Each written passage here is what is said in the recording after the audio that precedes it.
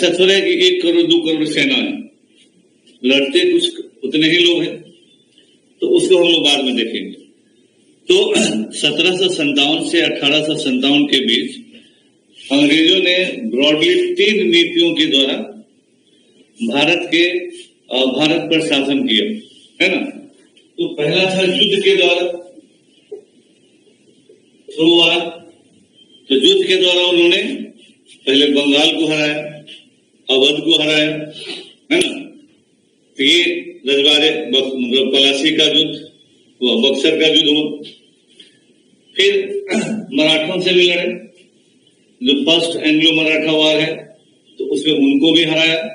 उन लोगों ने भी समझौता किया, सालबाई की संधि से 1782 में सालबाई की संधि हुई, तो उनके साथ भी लगभग 20 सालों तक समझौता का कायम रहा।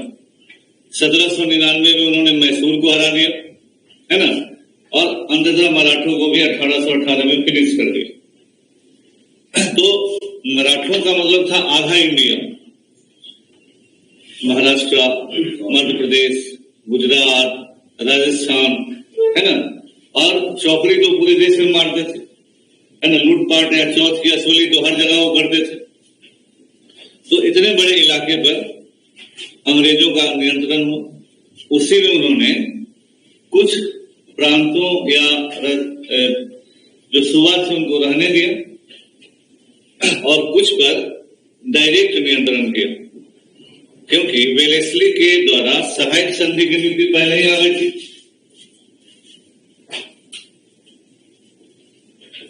दूसरी जो पॉलिसी अंग्रेजों की थी सहायक संधि की, सब्सिडरी अलायंस। तो सहायक संधि के द्वारा जितने राजे रजवाड़े इस तरह के लोग हुए, तो एक तरह से बुद्धिमत्तापूर्ण एक्सपेंशन था, विदाउट हैविंग अ वॉर उस पर पूर्ण नियंत्रण हो जाता था, है ना। और उस समय के रजवाड़े ये नहीं समझ पा रहे थे कि अंग्रेज जो कर रहे हैं उसका हमारे ऊपर क्या रियल रिपरकशन होगा।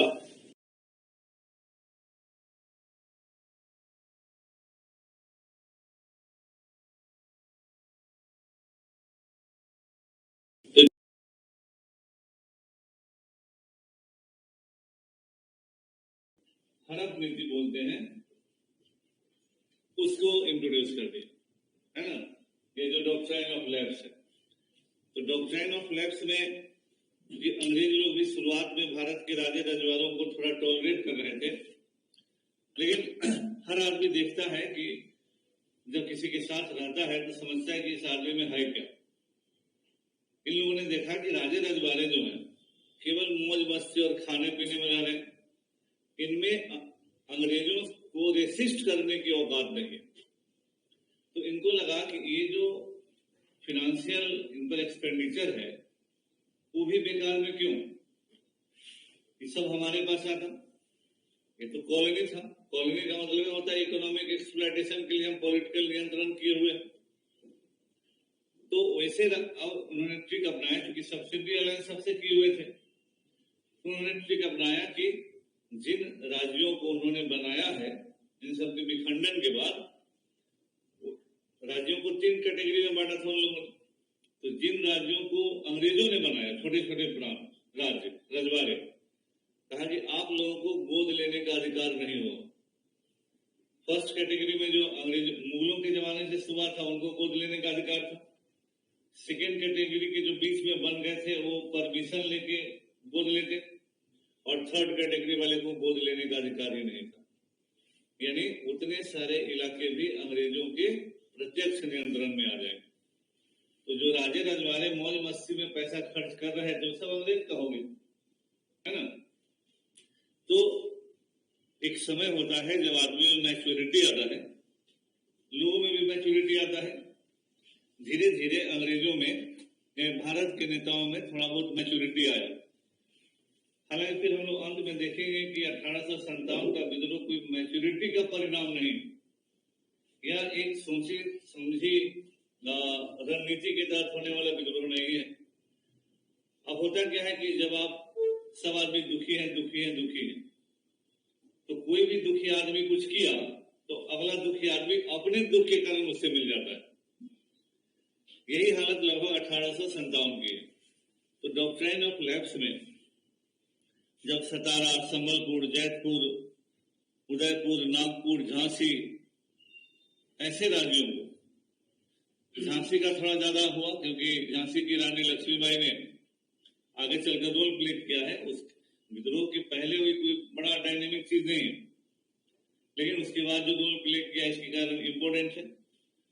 और इस नीति का क्लाइमेक्स हुआ अवध में, क्योंकि अवध एक बड़ा राज्य था।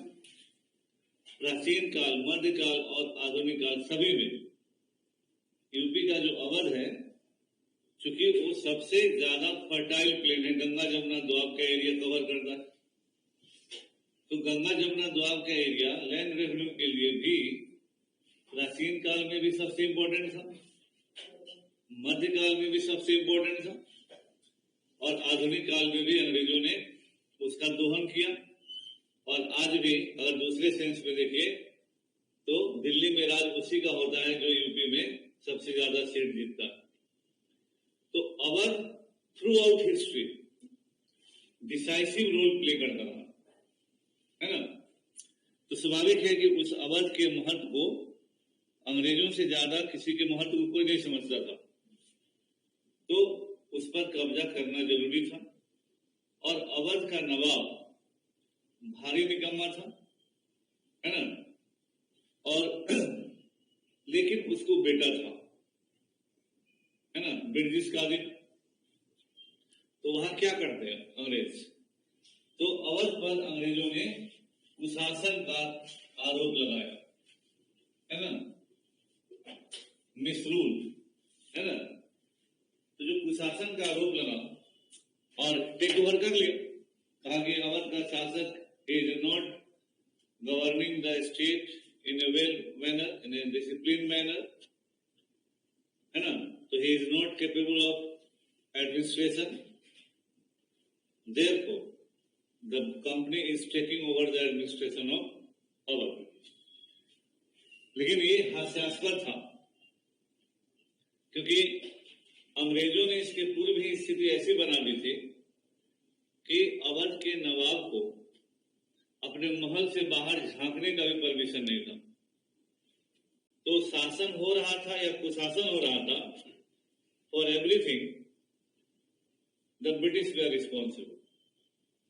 लेकिन आरोप लगाना होता है, तो जब आपको आरोप लगाने का ही मन होगा तो आप किसी पर भी आरोप, कुछ भी आरोप लगा सकते हैं। वही काम अंग्रेजों ने यहां किया। तो जब अवध के नवाब को अंग्रेजों ने हटा दिया और शासन पर कब्जा किया, तो अंग्रेजों के द्वारा जितने भी एग्रीमेंट रजवाड़ों के हुए थे उनके अंदर में कॉन्फिडेंस हिल गया, क्योंकि आपकी जो क्रेडिबिलिटी होती है, विश्वसनीयता होती है, वो आपके वर्ड्स पर होता है, आपकी कहे गई बातों पर होता है, आपके समझौतों पर होता है। कि अगर आप हमसे कोई समझौता एग्रीमेंट कर रहे हैं तो you will adhere to the points of agreement. तो जब सब्सिडियरी अलायंस किए हुए हैं और उस पर आप फर्क नीति लागू कर रहे हैं, तो लोगों को लगा कि he is thoroughly unreliable partner. तो इसके कारण अंग्रेजों से लोगों का मन भरा, और इसीलिए हम लोग देखिएगा आप कि अगर विद्रोह का दायरा और महत्व सबसे ज्यादा रहा तो लखनऊ में रहा, या जिसके लिए इतिहासकार सिविल रिबेलियन कहते हैं। तो सिविल रिबेलियन का जो फैक्ट है वो लखनऊ से साबित होता है, क्योंकि यूपी के अलावे it was nowhere involvement of common man. उत्तर प्रदेश के अलावे आम आदमी का इन्वॉल्वमेंट इस विद्रोह में किसी अन्य जगह नहीं था, हमारे बिहार में भी नहीं था, है ना। तो it was civil rebellion only on the basis of involvement of common people in the our area, है ना। नोवेयर एल्स इन दिल्ली और द बिहार या एनीवेयर एल्स कॉमन आदमी कहीं भी इन्वॉल्व नहीं था। दूसरा कि जमींदारों की भी समस्या थी। जो जमींदार लोग थे तो जमींदार की समस्या कई तरह की थी। जैसे परमानेंट सेटलमेंट वाले इलाके में जहां अस्थायी बंदोबस्त का तरीका लागू था, बिहार, बंगाल, उड़ीसा, आज का जो बांग्लादेश है और अभी का जो बनारस तक का इलाका है, तो यहाँ परमानेंट सेटलमेंट था, अस्थायी बंदोबस्त था। तो परमानेंट सेटलमेंट में जैसे इधर परमानेंट सेटलमेंट था, यूपी के उस एरिया में पश्चिमी यूपी और उधर लेके महलबारी सिस्टम था, और साउथ में रैयतवाड़ी सिस्टम था। क्योंकि जो परमानेंट सेटलमेंट है अंग्रेजों ने सबसे पहले भारत में लागू किया जब बिहार, बंगाल, उड़ीसा पर उनका नियंत्रण स्थापित हुआ और बहुत सारे रेवेन्यू कलेक्शन के एक्सपेरिमेंट हुए जो फेल कर गए। तो 1793 में 1793 में अंग्रेजों ने they introduced permanent settlement. It used to be a permanent contract with the zamindars, है ना, in which period they had to pay the fixed revenue. उनको निर्धारित राजस्व सरकार को देना होता। तो एक बार रफली तय होता था, और जैसे आजकल बिडिंग होता है, बोली लगती है, चलिए पटना जिला 4 लाख, जैसे नहीं आईपीएल का नीलामी होता है, तो उसी तरह से कोई बोला कि नहीं 4,20,000 तो 5 लाख, तो जो हाईएस्ट बिडर होगा उसको मिल गया। अब उससे अधिक रेवेन्यू नहीं वसूलना होगा। उसका यही काम है कि जो फिक्स रेवेन्यू पहले 21,000 ताल्लुकदार बेदखली का सामना किए हुए थे, है ना, 21,000 ताल्लुकदार। वहां ताल्लुकदारी, महलबारी ताल्लुकदारी वही है। तो अगर 21,000 ये लैंडलॉर्ड्स हैं, तो इनके प्रभाव में कितने लोग होंगे, है ना। ये सारे के सारे लोग अंग्रेजों से असंतुष्ट थे। और वहां भी आपको पता, जैसे जब अवध छीना गया तो 50,000 सैनिकों को नौकरी से निकाल दिया गया था। तो 21,000 ताल्लुकदार, 50,000 सैनिक, ये सब सैनिक जो अपने गांव गया बेरोजगार हो गए, वो अंग्रेजों को ही गाली देते गया। तो अवध में सिविल रिवेलियन का माहौल कैसे बना? अगर कभी केवल सिविल रिवेलियन पर भी कमेंट आता है तो इतना सारा पॉइंट याद रखिएगा। ये सारे फैक्टर्स हैं जो अवध के इलाके में आम जन असंतोष को, है ना, जनरल अनरेस्ट को बढ़ाया। क्योंकि नौकरी से पूरा परिवार जुड़ा है, तो बेरोजगार होकर अब जाएंगे तो उस जमाने का परिवार well lit close social circuit होता था। बगल वाला पूछेगा कि बेटवा चल आया, तो बोलबे करेगा कि हाँ बेटवा को निकाल दिया अंग्रेजवा। तो this way it will create unrest among all the persons concerned। पहले के आदमी इतना चिरकुट नहीं होते थे कि आपके नौकरी चले जाने से खुश हो जाएंगे। कुछ आदमी खुश होते होंगे, लेकिन अब आदमी दुखी होता था कि अमुक का बेटवा बेरोजगार हो गया।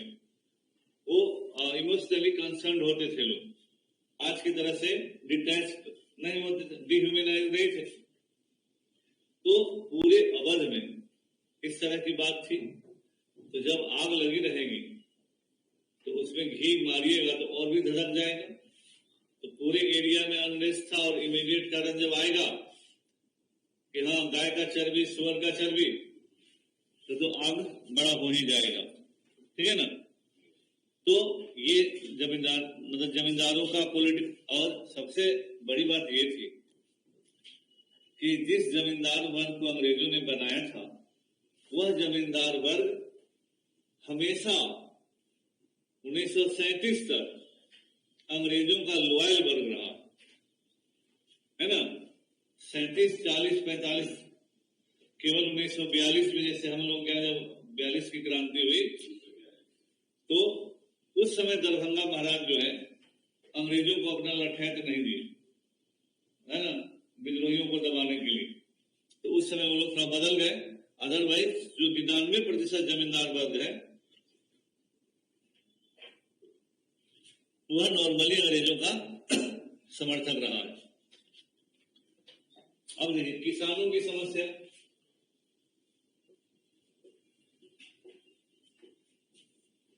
अभी जैसे हमने बताया कि अस्थायी बंदोबस्त या अंग्रेजों के लैंड रेवेन्यू सिस्टम में किसानों को जमीन का मालिकाना हक दिया गया। लैंड रिलेशन को अंग्रेजों ने पहली बार बदल दिया। जमीन आप बेच सकते थे, खरीद सकते थे, ट्रांसफर कर सकते थे, गिरवी रख सकते थे, जो मन है जमीन के साथ कीजिए, है ना, जो आज करते हैं हम। जमीन पर मालिकाना हक जब मिला तो उसी जमाने से जमीन के लिए लड़ाई झगड़ा ज्यादा शुरू होता है। लेकिन बेचना और गिरवी रखना, ये जो दो चीज है, यह बेसिक मालिकाना हक है। अंग्रेजों ने यह अधिकार भारत के किसानों को क्यों दिया? क्योंकि अंग्रेज बड़े बुद्धिमान थे, वो देख रहे थे कि भारत का आदमी गरीब है, इसको खेती करने के लिए जमीन चाहिए, तो जमीन दे दिया। लेकिन इससे कर कैसे चलाएगा? और इसके यहां फसल नहीं हुआ, अकाल हो गया, बाढ़ हो गया, या ए लॉट ऑफ प्रॉब्लम, कुछ भी हो गया, तो how he will pay tax? तो अंग्रेजों ने कहा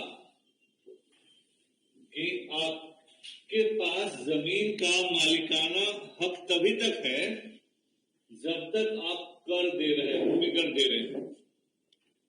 भूमि कर नहीं देने की स्थिति में आपको बेदखली का सामना करना पड़ेगा। जमीन के लिए, जमीन किसानों के लिए माई बाप सब कुछ होता है, प्रतिष्ठा भी होता है।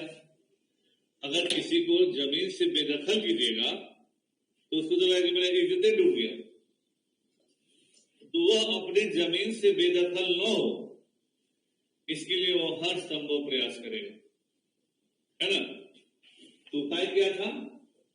पहला नंबर की जमीन को गिरवी रख के महाजन से पैसा ले लो। गिरवी रखने का एक इम्प्लाइड मीनिंग होता है कि भविष्य में हम अपना जमीन छुड़ा लेंगे, है ना। तो जमीन जो है, धीरे धीरे क्या हुआ कि किसानों से महाजनों के पास जाने लगा। अब गिरवी रखे, वो कभी ऐसा स्थिति नहीं आया भारत में कि जमीन को छुड़ाने का मौका किसान को मिले। इस बार 1 कट्ठा रखे, अगला बार 2 कट्ठा रखे, अगला बार और रखे, और क्योंकि जमीन बचाना है। गिरवी है तो कभी न कभी मन में कि छुड़ा लेंगे। धीरे धीरे, जैसे मदर इंडिया सिनेमा देखिए, इस तरह का बहुत सारा सिनेमा उस जमाने में बना। 2 बीघा जमीन देखिए, जो 50, 60, 70 के दशक में सिनेमा बना, है ना। तो जमीन जो है धीरे धीरे किसानों से निकलकर महाजनों के हाथ में जाने लगा। और ये एब्सेंटी लैंडलॉर्ड हो गया महाजन, और स्थिति यहां आती थी कि किसान अपने ही जमीन में मजदूर हो जाता था, क्योंकि महाजन को जमीन से ज्यादा मतलब नहीं है। आप किसान हैं तो आपको खेती करके अपनी आजीविका लेनी है, महाजन तो ब्याज कमा रहा है। और इसका हमारे अर्थव्यवस्था पर बहुत क्यूमुलेटिव इंपैक्ट हुआ, क्योंकि जो जमीन महाजन के पास गई, उस जमीन में खेती करना महाजन के लिए अनिवार्य नहीं था। तो एक बड़ा दिक्कत क्या हुआ कि टोटल फूड ग्रेन प्रोडक्शन में कमी आएगी, है ना। हम इसमें खेती करते हैं और नहीं करेंगे, हमारे यहाँ है भोजन, तो उतना जमीन का खेती नहीं ना हुआ, तो उतना उत्पादन नहीं हुआ। और ये कोई इक्का दुक्का घटना नहीं था, पूरे देश में इस तरह की बात हुई। दक्षिण में भी जो विद्रोह होते हैं किसानों के, तो वहां गुजराती महाजन, गुजराती तो सब व्यापारी हर जगह थे, वो वहां के अर्थव्यवस्था को कंट्रोल कर लिए थे। तो इस तरह से किसान बहुत बुरी स्थिति में गए। लैंड रेवेन्यू लेने में अंग्रेज किसी तरह की कोई कोताही नहीं करते थे। बाढ़ आया हो तो भी लैंड रेवेन्यू लेंगे, सूखा जाना है तो अब जहां से लाइए ये आपका काम है ना। ताराशंकर बंदोपाध्याय की किताब है गण देवता, है ना। ये इस पर DD1 में सीरियल भी बना था। गण देवता एक क्लासिक किताब है कि अस्थायी बंदोबस्त व्यवस्था में किसानों के साथ क्या ज्यादती होती थी। उसका अब GS मैन की क्लास में उतना एक्सप्लेन करने का स्कोप नहीं है ना। यानी किसानों का दर्द जो वास्तव में है, चूंकि बंगाली लेखक है, अस्थायी बंदोबस्त का मेन एरिया वही है, ऑपरेशन का एरिया भी वही है, तो वहां लगता है कि हम कितना मुश्किल किसानों के साथ अस्थायी बंदोबस्त में होती थी, है ना। सिनेमा में मदर इंडिया भी देखिए, 2 बीघा जमीन भी देखिए, इस तरह का जो सिनेमा है उसमें भी यही दर्द है, यही किसानों का दर्द है कि महाजन जो सिनेमा में जीवन रोल करते थे क्या दुर्गति लोगों का होता। तो और इसका इम्पैक्ट सेना पर भी होता था, क्योंकि अमूमन माना गया है कि किसान का अगर 2 बेटा है तो एक बेटा सेना में और एक बेटा किसानी कर रहा है, तो किसान का दर्द वहां भी जाएगा। वो बेटवा भी सुनबे करेगा, गांव में करेगा, तो मेरे भाई का और बाबू का क्या हाल है, तो this will have some additional impact, तो वो और चीजों को भी बढ़ाएगा। इसमें सामाजिक और धार्मिक कारण भी है।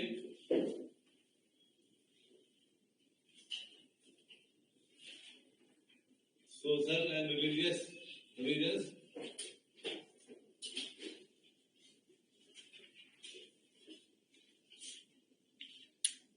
देखिए, एक बात तो सत्य है कि अंग्रेजों ने भारत में, चूंकि वो मॉडर्न समाज से आए थे, हर जगह कुछ न कुछ निगेटिव और पॉजिटिव होता है, तो सब हम लोग अंग्रेजों को केवल गाली ही नहीं दे सकते।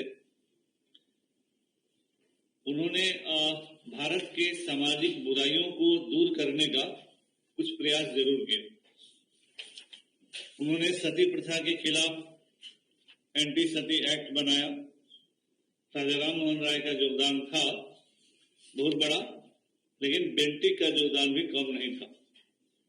और यह माना जाता है कि लॉर्ड विलियम बेंटिक अगर गवर्नर जनरल नहीं रहता तो एंटी सती एक्ट पारित होना काफी मुश्किल था, क्योंकि जितना समर्थन में लोगों ने हस्ताक्षर किया था उससे कम विरोध में हस्ताक्षर नहीं हुआ कि सती प्रथा हमारा धार्मिक रीति रिवाज है, यह बने रहना चाहिए।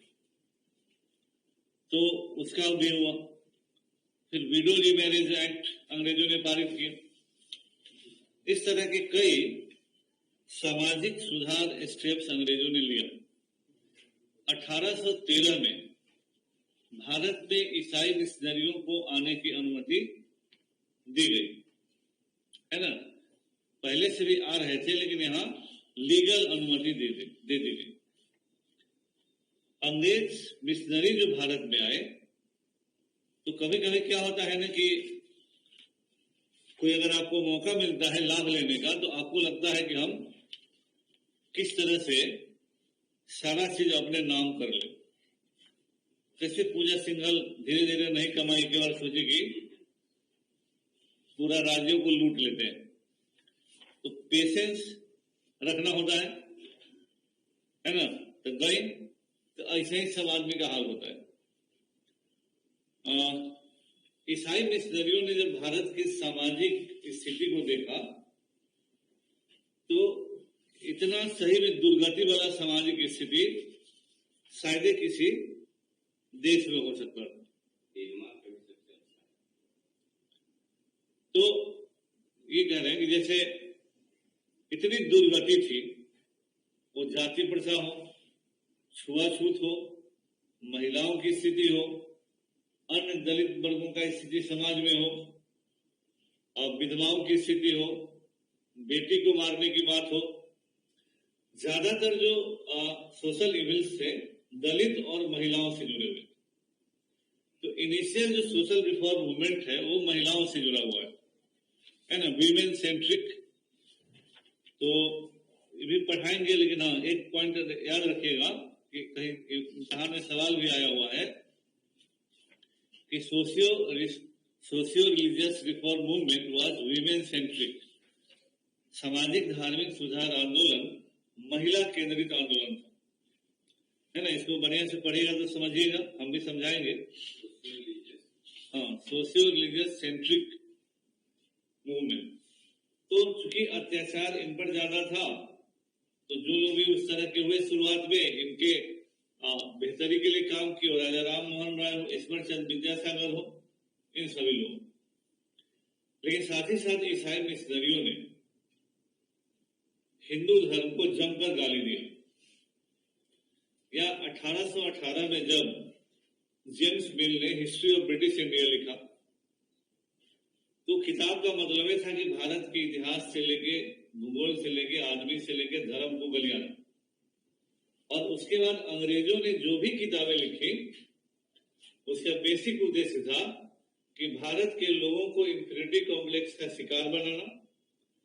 तो अगर एडमिनिस्ट्रेटर्स किताब लिखे तो उनका उद्देश्य था कि भारत का आदमी मानसिक रूप से गुलामी स्वीकार कर ले। और ईसाई मिशनरियों का प्रयास था कि इतना इंफीरियरिटी कॉम्प्लेक्स का शिकार बना दो कि लोगों को लगे कि ईसाई धर्म अपनाने के अलावा कोई विकल्प नहीं। तो वो लोग शासक वर्ग थे, एक तरह से चौराहे पर खड़ा होकर उन लोगों ने ब्राह्मण धर्म को गलियाया। अब आपके सामने बोलेंगे कि आप अपनी विधवाओं को जलाते हैं ना, तो क्या बोलेंगे ना, वो जलाए।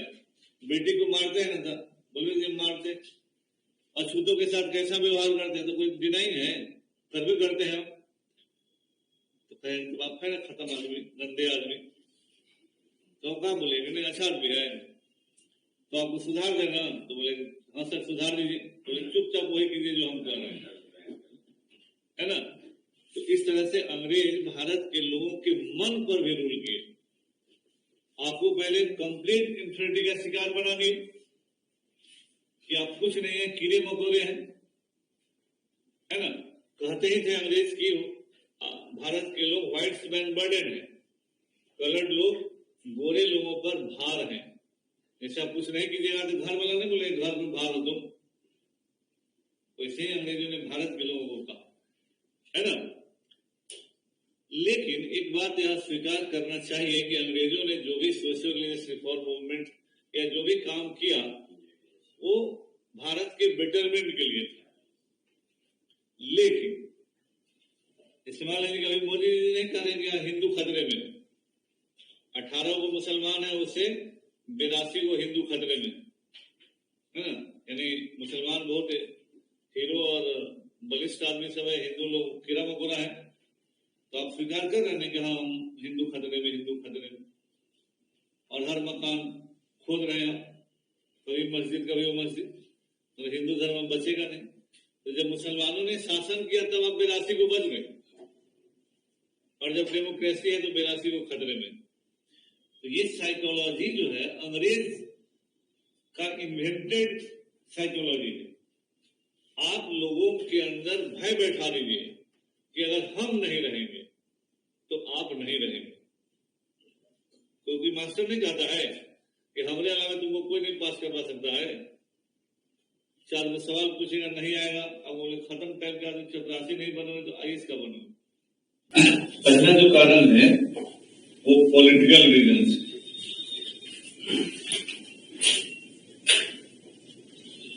है ना, राजनीतिक कारण है। उसमें जो सबसे इंपॉर्टेंट है वो है डॉक्ट्राइन ऑफ लैप्स।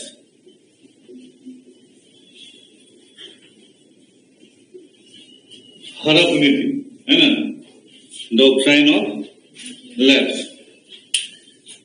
ये जो पीछे में जो भी बैकग्राउंड बताए हैं कि मूलतः क्या है कि 1757 से ये 1885 का जो युद्ध है 1757 है, इसे 100 साल के बाद अंग्रेजों के खिलाफ होने वाला ये पहला इतने बड़े पैमाने का विद्रोह, ऐसा नहीं कि पहला विद्रोह है, क्योंकि आदिवासियों का विद्रोह, किसानों का विद्रोह, है ना, बहुत सारे जगहों पर हो चुके थे। लेकिन इसके पूर्व के जो भी विद्रोह थे बहुत ही स्थानीय, लोकल नेचर के थे, है ना। उसमें पैन इंडिया नेचर या उतना व्यापक नहीं था जो कि एक बड़े जनमानस को या बड़े पैमाने पर लोगों को प्रभावित करे। बाद में हम लोग यह भी देखें कि यह विद्रोह भी कोई उतना बड़े पैमाने पर नहीं था, ये कॉरिडोर नुमा था, बिहार से यूपी होते हुए दिल्ली था। लेकिन विद्रोह जो होता है उसका मतलब हमेशा ये नहीं होता है कि आप